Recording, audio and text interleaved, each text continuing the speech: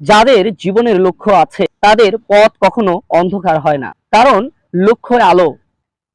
আপনি যতই ছোট এগোন, আলো ততই স্পষ্ট হয়। লক্ষ্য মানে শুধু স্বপ্ন দেখা নয়, স্বপ্নকে সত্যি করার প্রতিজ্ঞা। যেদিন আপনি নিজের স্বপ্নের জন্য দায়িত্ব নেবেন, সেদিন থেকে আপনার সাফল্য গণনা হবে। নিজের লক্ষ্য নিয়ে কখনো লজ্জা পাবেন না। ছোট হোক কিংবা বড়, লক্ষ্যই আপনাকে অন্যদের থেকে আলাদা করবে। পথ কঠিন হবে, অনেক বাধা আসবে, কিন্তু যারা থামে না তারা ইতিহাস লেখে। এক পা আরো এক পা, এভাবে বিজয় তৈরি হয়। আপনি এখন যেখানে আছেন সেটা গুরুত্বপূর্ণ নয়, আপনি কোথায় যেতে চান সেটাই জীবনের আসল সত্য। নিজের লক্ষ্য লিখে ফেলুন।